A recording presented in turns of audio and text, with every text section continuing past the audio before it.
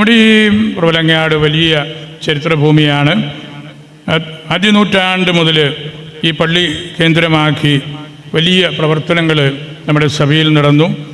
ശ്ലീഹായിൽ നിന്ന് വന്ന 7 പള്ളികളിൽ നിന്നൊക്കെ ഏറ്റവും അടുത്ത നാളുകളിൽ വന്നുകൂടിയ ഒരു ജനസമൂഹമാണ്, നസ്രാണികളുടെ ഈറ്റില്ലമാണ് പ്രബലങ്ങാട്. ഇവിടം കേന്ദ്രമാക്കിയാണല്ലോ നമ്മളുടെ പള്ളി വീട്ടിൽ പറമ്പിൽ ചണ്ടി മെത്രാപ്പോലീത്ത വലിയ സഭാ ശുശ്രൂഷ ഭരണം നടത്തിയത്. അവിടെ നമ്മൾ മനസ്സിലാക്കേണ്ട ഒരു കാര്യം, ഇന്ത്യയൊക്കെയുടെയും ആ സഭയ്ക്ക് ചുക്കാൻ പിടിച്ച് അതിനെ വളർത്തി അതിന് നേതൃത്വം കൊടുത്ത് ഒരു അവിഭക്ത നസ്രാണി സഭയായിട്ട് അതിനെ വളർത്തിയെടുത്ത അപ്പസ്തോലിക കേന്ദ്രം ഇവിടമാണ്, പ്രബലങ്ങാടാണ്. അതാണ് അതിൻ്റെ പ്രത്യേകത. ഈ സഭയെ ഇന്ത്യ മുഴുവനുമുള്ള സഭയാണെന്നും അതിൻ്റെ ഭരണപരമായ കാര്യങ്ങൾ ഇന്നതൊക്കെ ആയിരിക്കണം എന്ന് പഠിപ്പിച്ചത് ഇവിടുത്തുകാരൻ നമ്മുടെ മെത്രാപ്പോലീത്ത ഇവിടെ ഇരുന്നുകൊണ്ടാണ് പ്രധാനമായിട്ടും. അതാണ് പ്രബലങ്ങാടിൻ്റെ പ്രത്യേകത. ആ അപ്പസ്തോലിക ഐഡൻറ്റിറ്റി നഷ്ടപ്പെടുത്താതിരിക്കാൻ നമുക്ക് വലിയ ഉത്തരവാദിത്വമുണ്ട്. നമ്മൾ ഈ നാടുകളിലൊക്കെ കുറേയെല്ലാം അതിൻ്റെ മേന്മകൾ കണ്ടെത്താൻ പരിശ്രമിച്ചിട്ടുണ്ട്. 1653 പുത്തൻകൂറും പഴയകൂറുമായിട്ട് സഭ പിളർന്നതിൻ്റെയും കാരണം നമ്മൾ തന്നെയാണ്, പ്രബലങ്ങാട് തന്നെയാണ്. ഇവിടെയുള്ള ആളുകളാണ് ഇതിൻ്റെ നേതൃത്വത്തിൽ വന്നത്. പറമ്പിൽ ചാണ്ടി മെത്രാപ്പൊലീത്തായും മാർത്തോമാ ഒന്നാമനും അവർ വീട്ടുകാരായിരുന്നു. അപ്പോൾ വിഭജനമുണ്ടായതും ഇവിടെയാണ്.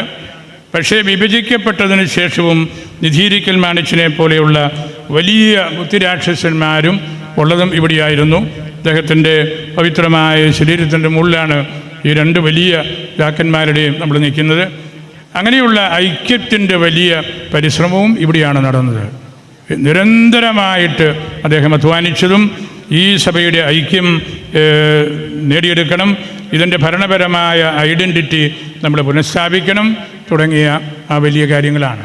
അപ്പം നമ്മുടെ ഉത്തരവാദിത്വം, പ്രബലങ്ങാടിൻ്റെ ഉത്തരവാദിത്വം വളരെ വലുതാണ്.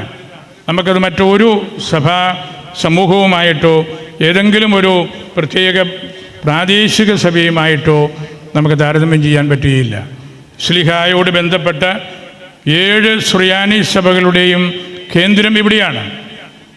7 സുറിയാനി സഭകളുടെയും കേന്ദ്രം നമ്മുടെ അർക്കതിയാക്കന്മാരും പള്ളി വീട്ടിൽ പറമ്പി മെത്രാപ്പൊലീത്തായും എല്ലാം. അപ്പം നമുക്ക് അത്തരത്തിൽ ഒരിക്കലും മറച്ചു വയ്ക്കാൻ പറ്റാത്ത ഒരു വലിയ ഉത്തരവാദിത്വത്തിൻ്റെ അംശമാണ് നമ്മൾ. അതുകൊണ്ട് നമ്മളുടെ പ്രാർത്ഥനയും ആത്മശുദ്ധിയും മനഃശാന്തരവും എല്ലാം നമുക്ക് ആവശ്യമാണ്.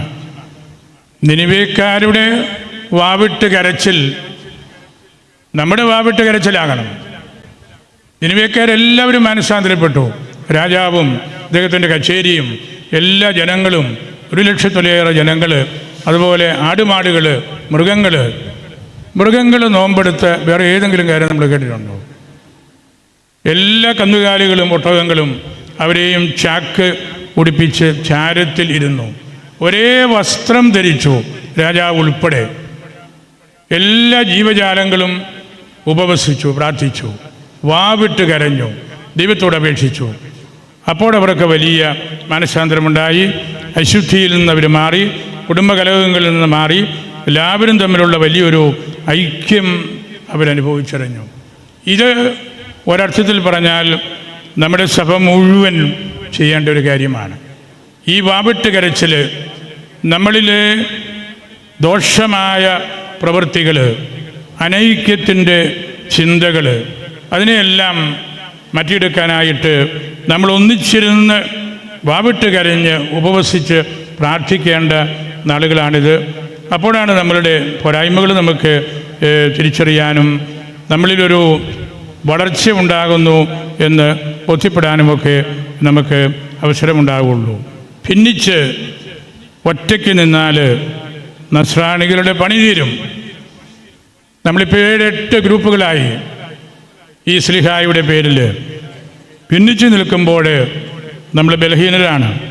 ഒന്നിച്ച് നിന്നാൽ വളർന്ന് ശക്തിപ്പെടും. സമുദായങ്ങൾ ദുർബലമായാലും സഭകളും ദുർബലമാക്കപ്പെടും. 7 സമുദായങ്ങളും അതിൻ്റെ ഐഡൻറ്റിറ്റി കാത്തുസൂക്ഷിക്കുമ്പോഴാണ് ഈ ശ്ലീഹായുടെ നാമത്തിൽ അറിയപ്പെടുന്ന നസ്രാണിത്വം, നസ്രാണികൾ എന്നുള്ളത് എന്താണെന്ന് നമുക്ക് തിരിച്ചറിയാൻ പറ്റുന്നത്. പലപ്പോഴും ചരിത്രകാരന്മാർ പറഞ്ഞിട്ടുണ്ടല്ലോ, നമ്മളിലുള്ളത് പാഴ്സി സിൻഡ്രോമാണ്. കുട്ടികളില്ലാതാകുന്നു, എല്ലാം തീർന്നു പോവുകയാണ്. ഇതിൻ്റെ ഉത്തമാംശം കൂടുതൽ ഉള്ളിലെടുത്ത് അതിനെ മുമ്പോട്ട് കൊണ്ടുപോകാൻ പറ്റാത്ത രീതിയിൽ നമ്മൾ തീർന്ന് പോവുകയാണ്. സ്നേഹം നഷ്ടപ്പെടുന്ന നേതാക്കന്മാരുടെ എണ്ണം കൂടി വരികയാണ്. രാഷ്ട്രീയ പാർട്ടികളും പിളർന്ന് ബലഹീനമാവുകയാണ്. സഭയും അകന്നകന്ന് ബലഹീനമാവുകയാണ്. സുറിയാനി സഭകൾ തമ്മിലുള്ള അകൽച്ച, മറ്റു സഭകൾ തമ്മിലുള്ള അകൽച്ച. നമുക്ക് ഈ കുറവലങ്ങാടിന് വലിയ ഉത്തരവാദിത്വമുണ്ട്. ഈ ചരിത്രത്തിലും ഈ മണ്ണിലുമാണ് നമുക്ക് ഈ ഐക്യമൊക്കെ സാധ്യമാക്കിയെടുക്കാൻ പറ്റുന്നത്. കേരളത്തിലെ സുറിയാനി കത്തോലിക്കർ ഒറ്റയ്ക്ക് നിന്നാൽ ഏറ്റവും വലിയ മോറൽ പവറാണത്, ഏറ്റവും വലിയ സ്പിരിച്വൽ പവറാണത്. ആരും ഈ സഭയെ അന്വേഷിച്ചു വരും. കാരണം ഈ സഭാംഗങ്ങൾ കൂട്ടത്തിലുണ്ടെങ്കിൽ സാംസ്കാരികവും രാഷ്ട്രീയവും സാമൂഹികമായ കാര്യങ്ങൾക്ക് ഊർജം കിട്ടുകയുള്ളൂ എന്ന് അപ്പോഴവർക്ക് മനസ്സിലാകും. അതുകൊണ്ട് നമുക്ക് ഒന്നിച്ചു നിൽക്കേണ്ടത് ഉറവിടങ്ങളിലാണ്. ഉറവിട കേന്ദ്രമാണ് കുറവലങ്ങാട്. അത് നമ്മുടെ പ്രാർത്ഥനകളും ഇവിടുത്തെ ചരിത്ര സ്മാരകങ്ങളും എല്ലാം അത്തരത്തിലുള്ള വലിയ ഒരു കാര്യത്തിലേക്കാണ് നമ്മെ കൊണ്ടുവരുന്നത്. നോമ്പ് എടുക്കുന്നത് നമ്മളുടെ സ്വാഭാവികമായിട്ടുള്ള ശീലമാണ്. അതൊരു പ്രത്യേകമായിട്ടുള്ള ആരും നമ്മളെ അടിച്ചേൽപ്പിക്കുന്ന കാര്യമല്ല. തപസ്സിരിക്കുമ്പോൾ, നോമ്പെടുക്കുമ്പോൾ നമ്മുടെ ഉൾത്തടം കവിഞ്ഞ് ഒഴുകുകയാണ് സന്തോഷം കൊണ്ട്. ഈശോ ഒരു രാത്രി മുഴുവൻ പ്രാർത്ഥിച്ച് താഴേക്ക് വന്നപ്പോൾ 12 ചേട്ടന്മാരുടെ പേര് ചൊല്ലി വിളിച്ച് കൂട്ടത്തിൽ നിർത്തി. ഒറ്റ രാത്രി പ്രാർത്ഥിച്ചപ്പോൾ കിട്ടിയ കാര്യങ്ങളാണ്. നമ്മുടെ പഴയ ശീലങ്ങളുടെയും അല്ലെങ്കിൽ പല രീതിയിലുള്ള നമ്മളുടെ വിഭാഗീയ ചിന്തകളെയും എല്ലാം മാറ്റി എടുക്കണം. നമുക്ക് നമ്മളുടെ അനുഷ്ഠാനപരമായ കാര്യങ്ങളിൽ കുറവ് വരുത്തരുത്. നമ്മുടെ വാക്കുകൾ മിശിഹായ്ക്ക് വേണ്ടിയുള്ള വാക്കുകളായിരിക്കണം. ഹൃദയനിലം കിളയ്ക്കുന്ന കാലമാണ് ബൗസ. ഹൃദയനിലം ഉഴുതുമറിക്കുന്ന സമയമാണ് ബൗസ. പ്രാർത്ഥനയിലൊക്കെ പങ്കെടുത്തപ്പോൾ നമ്മളെല്ലാവരും അനുഭവിച്ചതാണ്. അങ്ങനെ ഉഴുതുമറിക്കപ്പെട്ട മണ്ണാകുമ്പോൾ വളക്കൂറുള്ള മണ്ണാകും.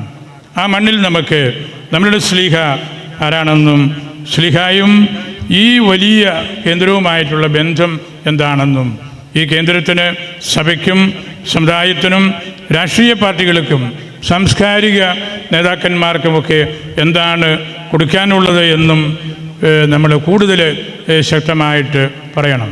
നമ്മൾ പറയുമ്പോൾ എതിർപ്പുകളും തർക്കങ്ങളും ഒക്കെ ഉണ്ടാകാം. ഒന്നും പേടിക്കേണ്ട കാര്യമില്ല. നമ്മൾ പറയുന്നത് സത്യം മാത്രമാണ്. സത്യം മാത്രമേ നമ്മളും പറയാവൂ. നമ്മൾ സത്യം പറയുന്നതിൻ്റെ പേരിൽ അവഗണിക്കപ്പെടുന്നതിലൊന്നും ആരും അല്പം പോലും ഭയപ്പെടേണ്ടതില്ല. കുറവലങ്ങാടിന് വലിയ ദൗത്യം ഇനിയുമുണ്ട്. ആ ദൗത്യത്തിൽ നിന്ന് നമ്മൾ മാറരുത്. അത് ഇതുപോലെ എല്ലാവരുടെയും കണ്ണ് തുറക്കാനുള്ള, കണ്ണിന് കൂടുതൽ വെളിച്ചം നൽകാനുള്ള, ലൂമിനസ് ആയി തിളക്കമുള്ള കാഴ്ചയുള്ള കണ്ണുകളാക്കി നമ്മളെ മാറ്റാനുള്ള വലിയൊരു പരിശ്രമത്തിലാണ്.